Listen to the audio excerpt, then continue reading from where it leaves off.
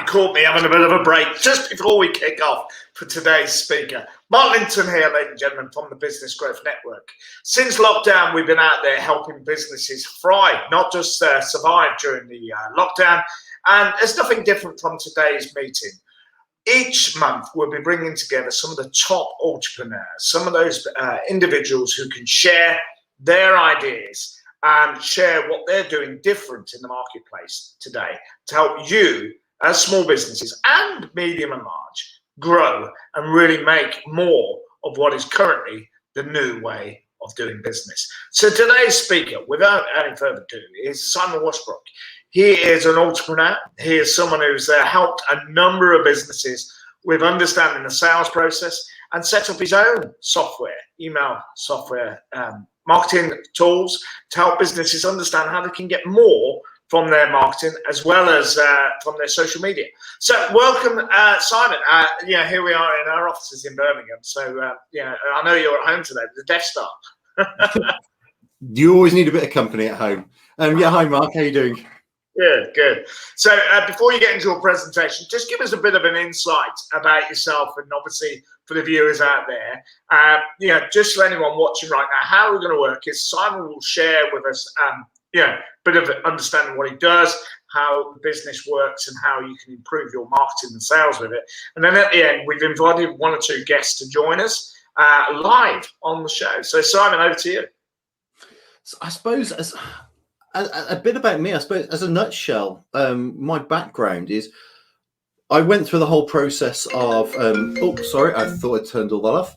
I went to university, did the typical thing of studying something which was completely unrelated to what I was doing now. So I studied fashion and textiles at university, went on to do a master's, knowing it was something I never really wanted to do. But what it did is it got me fascinated, got me interested in the world of marketing. And I used that opportunity to get myself that step up onto the ladder, really. I then went and worked my way up through the likes of brand names such as Anglepoise, and I ended up working, this was 16 years ago, I ended up working at BMW Group in a division of theirs which did CRM integration. So that's where I kind of got a real understanding for what CRM can do for a business.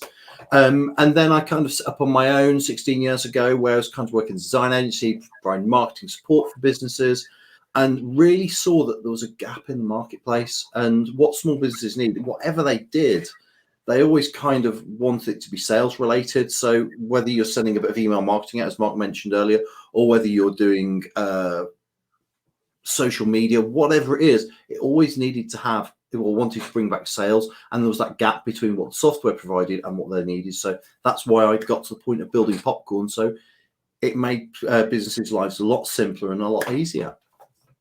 I love that. And what is interesting, just jumping on your textile and what you studied at university, is is this why we have such loud shirts when we see you? I don't know. I mean, I just want to put it out there because I know you're infamous for your shirts.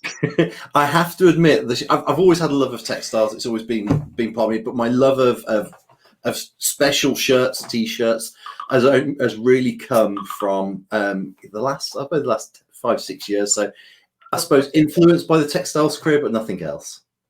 Fantastic. And as I say, you're going to share some insights into how to use CRM systems, but also email marketing to help you get more from your PR, your social media, and really customers side of things, which is something I suppose a lot of businesses are struggling with at the moment, is trying to catch up and keep ahead of the trend with so many different platforms coming out there, such as Facebook, Twitter, LinkedIn for the oldies, and for the young ones, if you like, Instagram, TikTok, Snapchat. I could go on forever. Yeah, no, very much. It's one of the things that a lot of businesses, because they put a lot of effort into doing all this work and this stuff across all of those things you've talked about. But what they don't do is they don't join it all up. And that's where your CRM really comes in. Because if you've got activity going on I'm an oldie, as you sort of know, and I use LinkedIn a lot. But if you've got a lot of inquiries, a lot of engagement going on LinkedIn, but you're not tying that up with, so when someone's putting a customer service inquiry, how does different people in your business know what's going on? Or if you need to follow them up in 6 months, how do you make sure you remember to do that? And a typical business, it doesn't just impact them in that way. in reality, what it means is they tend to lose about £72,000 every year, and that's a typical SME, just by not doing that, joining that activity up. Wow, that is immense. So, without further ado, I know you've got a presentation to show us, and I'm excited to find out more because we use your services, and I don't feel we use it to the best of ability. Hence why I've got a young thing coming to join us in marketing and events to help me get the grips with this. But do share us what you got in mind, son. Cool. So if I start the screen share now, and cool. Can you all see my screen? Yeah, we can now. Yeah. Cool. Fantastic. So yeah, so the talk I'm going to talk about is PRM now, and it's an acronym we've come up with. But basically, what it does, we talk in the terms of like social media, but it applies to everything, whether it is your PR, whether it's your networking, whether it's whatever. It's about joining everything up and giving it a journey so that they go from showing initial contact right the way through to being a customer and beyond.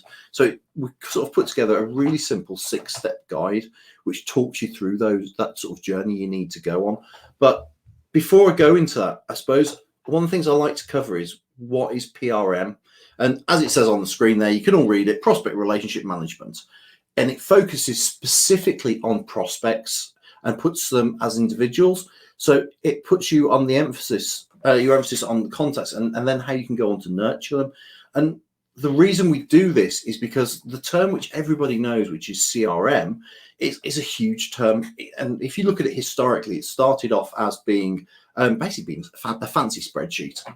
It was a way of putting your contact details in there so you knew when to follow up and you could drop some notes in there. And over the years, CRM has evolved to become an absolutely beast of a bit of software. So it covers everything from stock management, customer service, sales, accounts management, ERP, all these sort of things. There's hundreds of different things that it covers, but a typical small business doesn't need all of that. And when they start bringing all those layers of complexity in, what happens is the software gets overly complicated. And when that happens, a small business, because they don't have the time and the resource or the energy or headspace to be able to do that, they end up kind of entering a bit of paralysis because there's too many options going on and it ends up getting really expensive. Or on the opposite end of it, they end up using loads of bits of software, which means that all these sort of opportunities we've talked about earlier kind of fall through the gaps.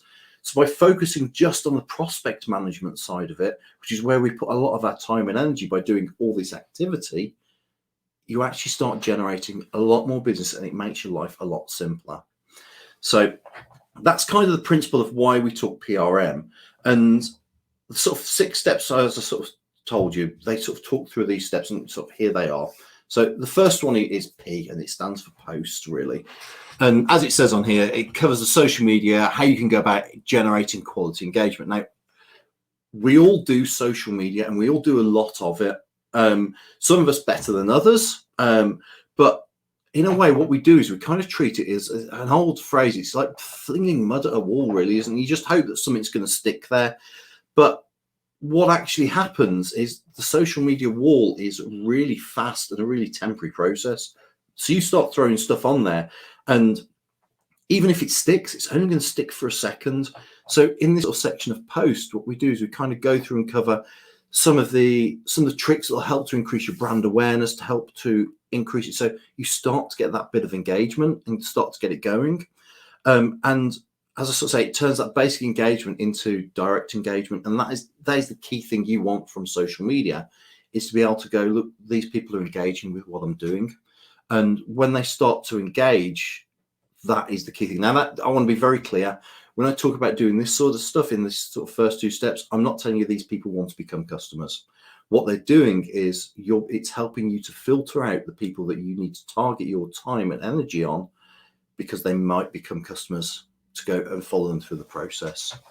So the next step of this is React. And we've done all this sort of social media posting, we've thrown all the stuff at the wall, and some of this has started to stick and people are starting to engage with it all. But how do you make yourself more memorable? And this is the time where it says on here, we go through and we can identify the real prospects from the time wasters, the people that are just giving you a like, the people that are just looking for a bit of free advice. You can start to engage them. And this is where what you do is, I suppose a good analogy of this is to think of social media as a bit like you're at a networking event. And we've all been to them. We've been in that busy room. There's lots of hustle and bustle going on. You start go around, you're having conversations with lots of people, and there's nothing right. And all of a sudden you catch on and you start having a chat with someone and you really gel. There's some synergy going on there. What you often do is you step away to the side of the room, or you step into a side room so you can have a more of an in-depth and more quality conversation. Now, that's exactly, as I say, what you need to be doing with social media. Is when you step them out of that room, out of social media, you want to take them into chat rooms, you want to take them onto posting, you want to talk about engaging with their sort of comments. Maybe then you reach out onto their profile, their social media profiles, you start commenting on that sort of stuff. All of this stuff, what it does is it puts you front of mind to those people, and it makes them pay more attention to you, so that it makes the purpose of starting a conversation a lot easier and more relevant to them. And when both people are happy and it's relevant, that's when you start to have a meaningful conversation. So reacting in the right way is absolutely vital. The next step of this is manage. And this is the point where most of us, to one degree or another, do the post and react stage. We'll all be doing all that behavior, that activity. But once we've commented on something and that's gone off the timeline, you kind of forget about it, don't you? But what happens if someone was really interested and commented and then they forget to comment on the next one, they miss it? You need to manage those details so that you don't forget to follow up on them, because if there's an opportunity there, you've got to make the most of it. You've really got to take advantage of this. So this is where what you need to do is you need to take your conversations off social media completely and take control of the situation. So bring your details out and into a CRM. And when you do that, it prevents you from, as I sort of said, losing and missing all the opportunities that are floating around. It gives you that bigger picture so you can visualize exactly what's doing. So when you put it into the CRM, then what you can do is put it into sales pipelines. So you've got a visualization of, right, here's all my prospects, here's the people who are this stage, here's all the people that are ready to buy, etc. You create a pipeline that's relevant to your business, and it makes it so much simpler for you to do. And you've got all your reminders telling you when to follow up. But one of the key things, as I sort of kind of touched on at the start, is when you choose your CRM, it's choosing the right one for you, because there are an absolute myriad of ones out there. And if you choose the right one, it'll make your life simple. It'll make it easy, because you'll just go on there and you'll just do it.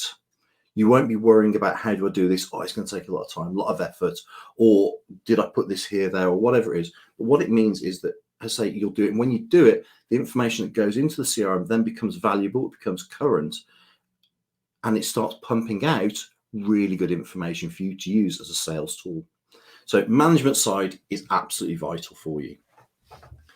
The next one is all about nurturing. So we've got this information now in the system. We've got this big bucket of information. We've got some people in some sales pipelines. Some people are interested in buying now. Some people are interested in buying in 2 years, 6 months, whatever it is in the future. But how do you communicate with these people? Because the people that are ready to buy now will want to hear different things to the people that are ready to buy in 12 months' time. So you need to start segmenting those people out and giving them a drip feed of information, so it keeps going through. You keep them warm, you keep them front of mind, so when they're ready to buy, they start to engage with you. Now, the engagement's a key thing, which I'll come back to again in a minute. But imagine kind of, and one thing that people talk about when they talk about nurturing is email marketing campaigns. So imagine you've got this sort of like this lazy river that's running round and round. You've got people in there, so you're constantly drip feeding them value add information the whole time. So I say they're remembering who you are. But when you start to see engagement and they've started to be nurtured, you want to have some shoots off, some like little rapids that shoot off. So when let's say somebody then pops, they've been looking at your emails and they suddenly start going onto your website and looking at specific products, services, they've read some case studies, they've come back a few times via social media. You can sort of put a wall, so when someone becomes hot, send some targeted direct emails or let you know that they've become a hot prospect. So they move out of that general lazy river into something where you can actually sort of start to nurture them to the point where they're ready to buy. And this is where it gets really interesting, because when somebody starts to engage at this sort of level, typically what they're doing in the buying cycle is they're going through and they're in the early stages of doing research. And when we all do research, when we all go to buy anything, we all do our research first, whether it's, I don't know, whether it's a washing machine, whether it's a new social media provider, whatever it is, you do your research. And when you're doing that, you want to know everything before you reach out to sales. So, because you don't want to look bad, you want to be knowledgeable so you can get the best deal. So if you can influence somebody at this stage, this is where they make 60% of their buying decision. So by shooting them off down that rapid, you're starting to influence that buying cycle. And then when you see them really start spiking, more engagement happening, what's happening then is you can just pick the phone up and have a conversation with them. And by having that knowledge then of what they're interested in, you aren't doing a hard sell. You're just having this customer support engagement conversation with them, and then even more likely to buy from you because you're not pressuring them. So that's kind of, sort of, I've run over a bit really there, but we've kind of turned into the opportunity stage here. But some of the things I sort of say you can do in this stage, it's in those rapids, it's to build automation. And so when we've got all these sales pipelines stacked up with all the people going in there, if somebody has started to engage and shot down one rapid, you might want to move them in from the need to follow up in January pipeline to drop them into give a phone call now, or you might want to say, I don't know, drop them a case study or mark them out for follow-up 2 weeks later, whatever it is, but make sure you're in control. So this person can actually be turned from being this general person that's finding out a bit more into a real opportunity for you and is engaging with you. And so the final stage is the one stage. And this is, again, is one of the steps that a lot of people really forget to talk about, because they've gone through and they've done all this behavior and they've won the customer, but it costs 5 times as much to win business off a new customer than it does to win off an existing. So why don't you just take your customers and put them into a whole new sales pipeline like this, and then start engaging them, start nurturing them yet again, because they're going to be ready to buy. Now, to use the analogy of, I suppose, buying a car, you wouldn't want to, if you just bought a car, you want someone to try and sell you a car again straight away. You'd have to be quite frustrated. But what you'd want to do at this sort of one stage is you'd perhaps want to hear from them about, I don't know, talking about the servicing plans, how to increase the value of products, little upsells that can be done, or of advice that can be given. And at that point, you then start ticking around in another little lazy river that's going around for customers. And then when they start to engage and shoot off onto your website looking at the new cars, you can then fire some information about the cars, or you can get somebody to pick the phone up and have a conversation about it. And when you do that, it just makes your life easier. The customer values you more because you haven't been trying to sell them too much. You've just been giving them the information they want at the right stages for them. So it's absolutely vital to sort of follow these sort of 6 steps, because what it does is it makes your life simpler. Because once you've got this process in place, you know who's ready to buy, you know what they're interested in buying off you. So it becomes a conversation rather than a hard sell. So, excuse me, that's kind of the 6 steps of PRM. Now we've put together a guide, so if I go into my right page here, which is absolutely free. There's no sign-ups or anything on there, but if you go to popcorn.email/PRM-now, I'm sure Mark will share that as well after this, but it kind of goes through those 6 steps with really simple videos and in-depth documents to go with it, so you can quickly learn how to start implementing this into your business. But one of the key things which you sort of said at the start is make sure your CRM's right for you. So, because if you don't, what you'll find is that you won't actually work through and you won't be able to deliver on doing all of this stuff. So if you need any advice around that, do please feel free to fire any questions at me.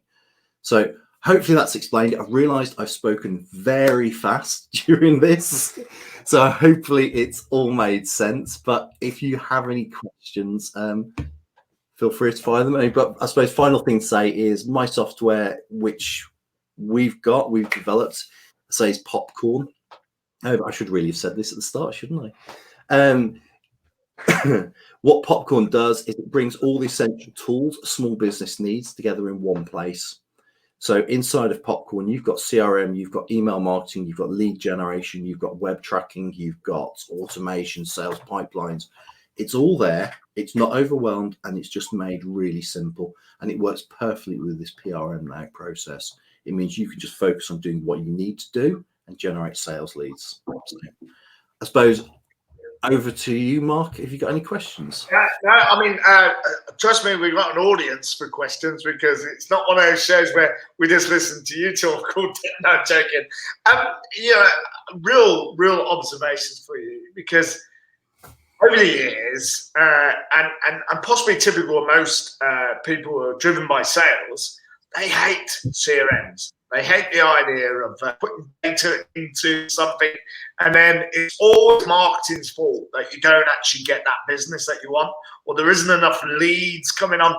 And I feel the frustration there, because I've been in sales for a long time myself, but I've also used a number of different CRM systems which have been forced upon me when working with organisations, and then ultimately, whilst running my own business, delved into one or two CRM systems myself. And yeah, dare I say it, Popcorn is the most intuitive and easy system to use. I mean, it's kind of really built for people like me. Simplicity. Yeah. But I love what you're doing here. I really do, because yeah, you can't think of it all. And often when you do put a post up on LinkedIn, you think to yourself, or any social media, you think, yeah, that's brilliant, I'll put it up there. And that's it. And you kind of forget that that's gone in an instant. That is gone in an instant, especially with Twitter, with TikTok, Snapchat. I'm talking about things I don't really know about, with TikTok and Snapchat. But these are things that busy individuals, busy business owners are struggling with. And with that in mind, I'd like to bring in a couple of guests who have joined us at the back of the green room here, and to share with you some of their thoughts, and they can have some questions for you as well. So let's see who we've got in the room. We got Peter. Welcome, Peter. It's a very Peter there, like you. We also got Paul. We got Abby. Look, we're really coming in now. And I believe we've got someone else there. Yeah, she's just hiding herself, but it's Yvonne. You can come on the screen if you want, Yvonne. But yeah, let's open the floor up a little bit. Peter, from your point of view, because I know that you registered early to hear Simon, and you've heard Simon before at your own events as well. So, Peter, have you got any questions for Simon? I don't actually at the present moment have, because as I say, this is the second time I've heard that he was the guest speaker at Edinburgh a week or so ago. And yeah, that link that you mentioned about going and having a look, I've had a wee look at some of the things. And yeah, it's an educational, informative. And that's part of the thing, is you're trying to sort of streamline everything that you're doing. And this is what the Popcorn bit will help you with, hopefully. I haven't fully got into the system yet, but hopefully it will as I progress on. Cool, thank you. But to interject, just going off from your comments earlier about people spent the mud sticking to the wall comment. Think about how much time as business owners we all spend doing social media, doing whatever it is. All the things, especially the social side, we put so much effort into it. We put plans in, we create graphics, we put guides, but we don't actually join it up. And if we were to do any other activity, like I know this is an area you specialise in, Mark, if we were to do an event, we'd go to the event and all the inquiries, we wouldn't just leave sitting in a bag, we would pick the phone up and speak to them. So it really is vital for businesses to actually start following it up and joining this up, because they're missing so much money by doing that. Excellent. Paul Lewis. I've just obviously recently signed up to Popcorn, so I'm obviously learning the ropes, but I've never been a big fan of the other platforms. So I've had a demo of obviously the guys, and it looks very, very user friendly. I'm just getting a grips of it now. So time will tell, I suppose. Fantastic. So time will tell, Simon. So, I think it's one of those, isn't it? That, like you say, we find ourselves often caught in the moment of, trying to catch up with the Joneses, what the Smiths are doing, what everyone else is doing on social media. And really, we're missing that boat as to key messages. What would be your advice there? Sorry, say again, sorry. So what would be your advice for people looking to try and get more engagement from their social media and follow-ups with your system? I'm might be standing obvious here, but put the key people. So it doesn't matter whether it's Tom, Dick, or Harry who's engaging on it. If you see Tom starting to engage repeatedly and he's put some great comments, engage with him. Put it into your CRM and make a note that you should follow up with that person again. Now, when I say follow up, I don't mean have a conversation with him, phone him up, or stalk him. But what you should do is just make sure you comment on one of his posts, so he becomes on your radar for spotting things. And by doing that, he'll start to engage with you a bit more, and that'll start to drive that conversation. And it's very much one of the key things to think about when you talk about any form of marketing, is that marketing is a conversation. Even if it feels if you're just going one way, you've got to listen to the way the other people are responding to you and then respond accordingly. Because if you do that, people will start engaging with you more. If I can bring Holly into the group now. Holly's just starting with us, so she's quite new. But I want to bring her in, partly because, you're a lot younger than all of us, Holly. So you're more with the social media side of things. What's your thoughts, Holly? I think it's great. I've recently just started using Popcorn, working with the Business Growth Network, and it's a nice, easy way to get some reach into the company and the events that we host. So I'm enjoying working with it. Sure, and obviously from the point of view there, Holly, social media, a lot of us are kind of like enthralled by it all. Is it designed for the young people? Absolutely. Absolutely. I think, especially in the situation that we're in at the moment, social media is a very important tool to use when promoting our businesses. So, and we've seen it as well. I use TikTok as an example, especially with things like the music industry and new businesses. It's a great way to kind of get clients in.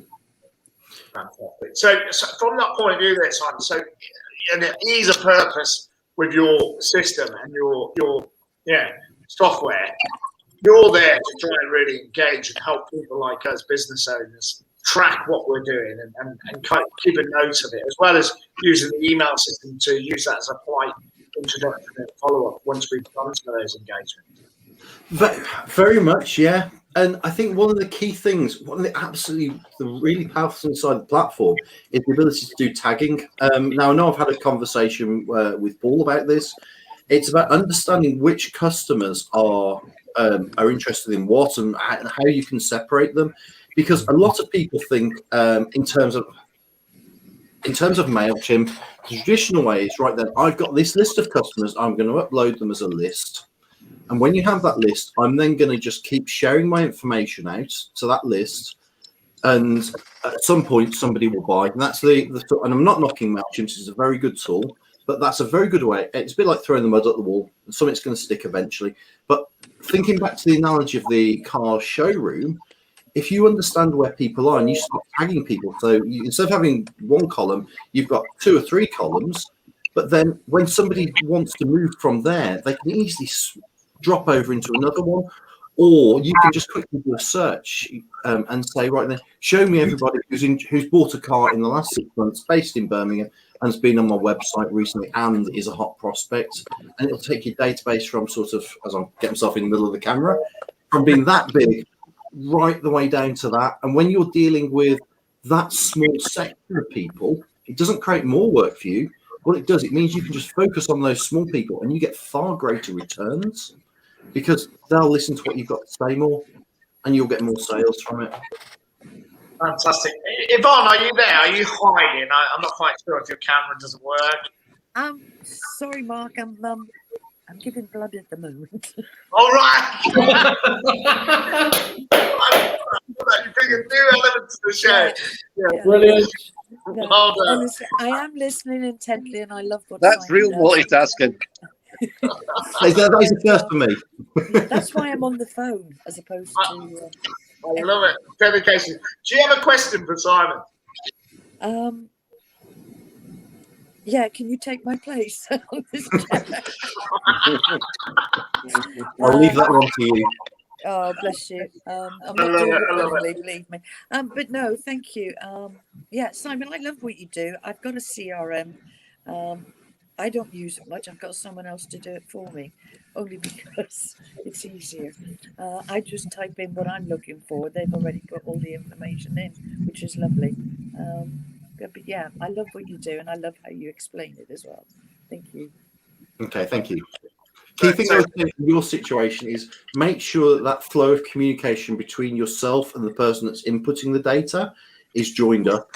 So, for instance, make sure they've got access to your diary so they can see whenever you have a meeting with someone, they perhaps touch base. How did that go? What was the follow-up notes from it? Because a CRM is only as good as the information you put into it. So that is a key thing I'd say for you there. Yeah, our diaries, our calendars, everything's all linked so everybody can see it.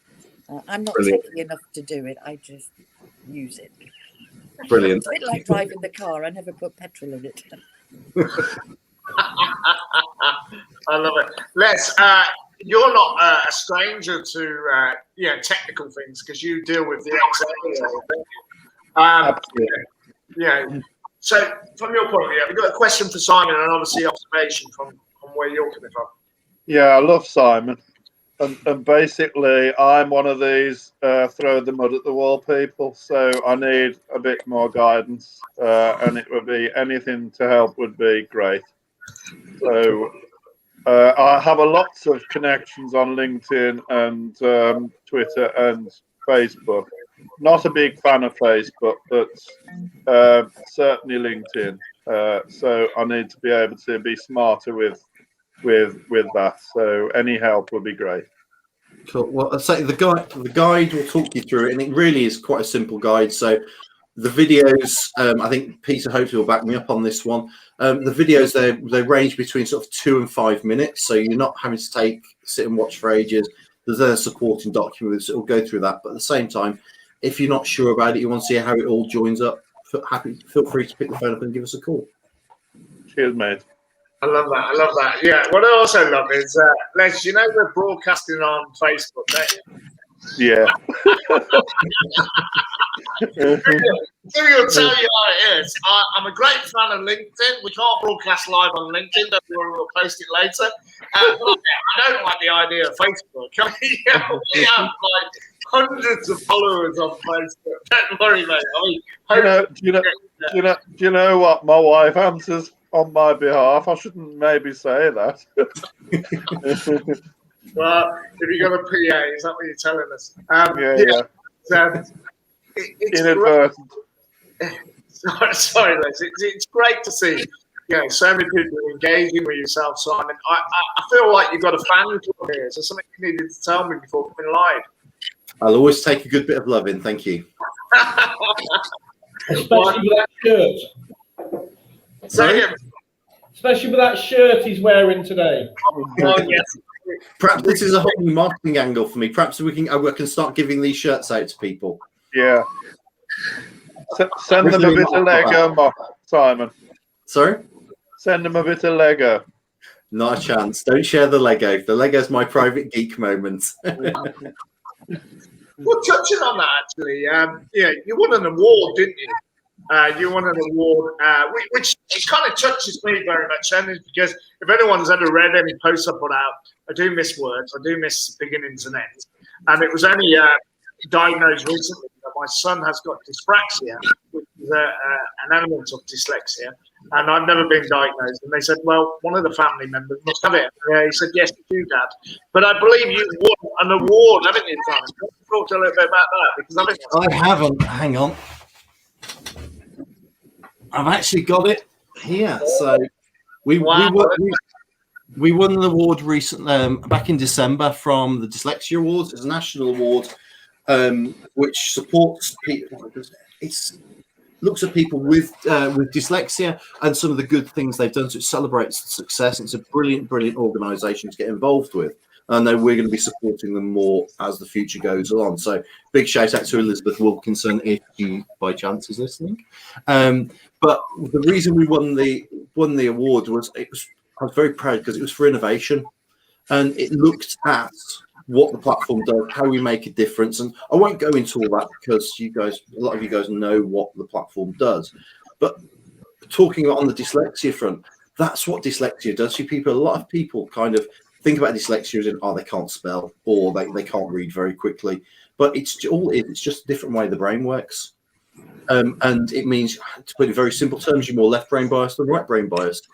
And it's the way the information flows around it. And what that means is that you become a lot more innovative, a lot more creative, a lot more problem solving, and perhaps not demonstrated so well in this presentation, but you can also usually communicate, you can empathize with people a lot easier as well. So it covers a lot of things. So I was very, very, very proud to receive that award back in December. Thank you. It's great to have the guest join us. Peter, Paul, Holly, and Les, thank you very much. And our guest speaker, Simon, I appreciate you putting up your time for us. We'll finish off the show just with a summary. But, thank you very much, guys, and hopefully we'll see you out in the network soon. Ladies and gentlemen, the Business Growth Network, as Simon pointed out, been helping a number of businesses over the time. And we bring in experts for you, help you understand what they do, but also help you in your business on the journey that is to create more growth and wealth for yourselves. So with that in mind, our next speaker is for April the 20th, which is Tuesday, April the 20th, is Maz Ifsal. Maz Ifsal runs Matchpoint. She's a public speaker trainer. So for all you people that are pretty much thinking to yourself, I really don't like the idea of doing a 45-second pitch or a 60-second pitch or standing up in front of an audience, Maz will be sharing some of the insights on how you can really get your voice across and combat those fears. So join us next month, April the 20th, which is Tuesday, April the 20th, 12 o'clock. And if you do want to join the show as a guest, as you can see our members joining here today, you can do so. Just message us at mark@thebusinessgrowthnetwork.co.uk, or you can reach out to my team, support@thebusinessgrowthnetwork.co.uk, and we will look to get you on the show. It's a great opportunity to find out what the experts are doing, but also get your viewpoints across and share your knowledge with them. And it's great to see Simon join us today. So I appreciate that. Do watch out. The video here will be live and is live. Sorry, be left on Facebook. It's on Twitter. It'll be on YouTube. And it'll be on any other channel we can get it on. I think LinkedIn is just awaiting. But thank you for your time. A big shout out for the companies behind this. Social Alliance is the software company that works with you behind the scenes to bring all this to happen.